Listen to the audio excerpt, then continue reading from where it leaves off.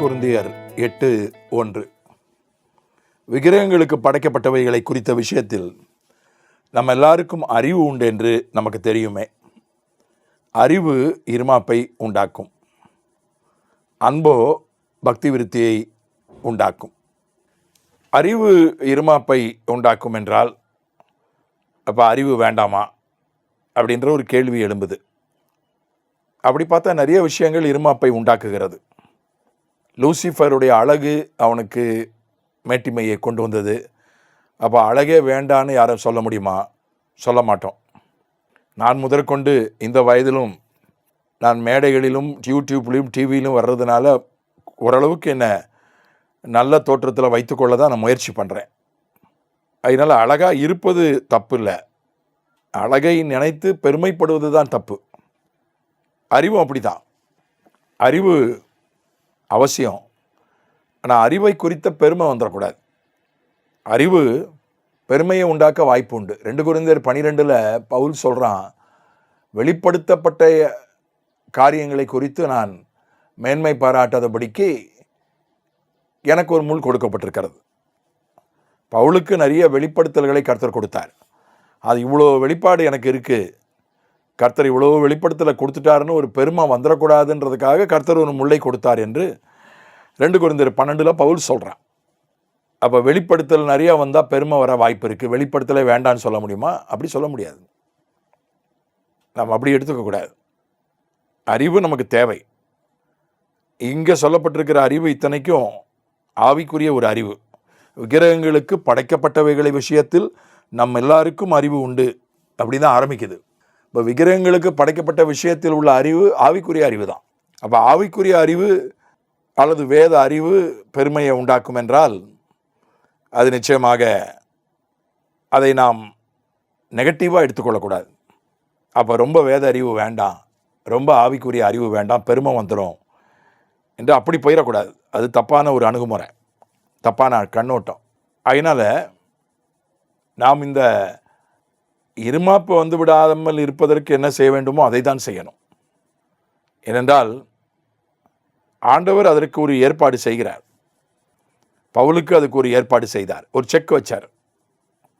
வாகனத்தில் ஒரு பிரேக் இருக்கிற மாதிரி, வாகனத்தில் ஆசிலேட்டரே தேவையில்லைன்னா அப்புறம் வாகனம் எப்படி மாட்ட வேண்டிய மாதிரி தான் போகும். ஆசிலேட்டரை ரொம்ப அழுத்திட்டா ரொம்ப வேகமாக போய் மோதிரும். அதனால் ஆசிலேட்டரை கழட்டிடலாம், ஆசிலேட்டரே வேண்டாம் வண்டியிலன்னு சொல்ல முடியாது. வண்டியில் கியரை கூட எடுத்துட்டாங்க. நிறைய வண்டியில் இப்போ ஆட்டோமேட்டிக்கலாக கியர் கிடையாது, கிளச்சு கிடையாது, ஆனால் ஆசிலேட்டர் கண்டிப்பாக தேவை. இப்போ ஆசிலேட்டரை சமன்படுத்துறதுக்காக, கட்டுப்படுத்துறதுக்காக தான் பிரேக் வச்சுருக்காங்க. வண்டி வேகமாக போகுது, வேகத்தை குறைக்கணும்னா பிரேக்கை பிடிக்கணும். பிரேக்கை பிடிச்சா வண்டி வேகம் குறைஞ்சிரும். ஆசிலேட்டரை விட்டுட்டு பிரேக்கை பிடிக்கணும். இல்லை நான் ஒரே ஆசிலேட்டரை அழுத்திட்டே போவேன்னா எங்கள் வண்டி எங்கேயாவது போய் மோதிரும். அதே மாதிரி தான் ஆவிக்குரிய அறிவு. வெறும் ஆவிக்குரிய அறிவின் அடிப்படையில் மட்டும் செயல்படக்கூடாது. அதை குறித்து தான் 1 கொரிந்தியர் 13 பவுல் அழகாக சொல்கிறான். 2ஆம் வசனம், நான் தீர்க்கதரிசன வரத்தை உடையவனாக இருந்து சகல ரகசியங்களையும் சகல அறிவையும் அறிந்தாலும், மலைகளை பெயர்க்கத்தக்க சகல விசுவாசம் உள்ளவனாக இருந்தாலும், அன்பு எனக்கிராவிட்டால் நான் ஒன்றுமில்லை. சகல அறிவையும் அறிந்தாலும் அன்பு எனக்கிராவிட்டால் எனக்கு ஒன்றுமில்லை. அதனால் இந்த பிரேக்கு தான் அன்பு, ஆசிலேட்டர் தான் அறிவு. அப்போ அறிவு நமக்கு தேவை. அறிவு இல்லைன்னா நம்ம வாழ்க்கை நகராது, வாழ்க்கை வேகமாக முன்னேறாது. ஆனால் அன்பு தேவை. அன்பு பிரேக். எந்த இடத்துல கொஞ்சம் வேகத்தை குறைக்கணும், எந்த இடத்துல நிறுத்தணும், அன்பும் அறிவும் இணைந்து செயல்பட்டால் அதுதான் வெற்றிகரமான ஆவிக்குரிய வாழ்க்கை. அறிவற்ற அன்பு கூட ஆபத்து இல்லை, அன்பற்ற அறிவு ஆபத்து.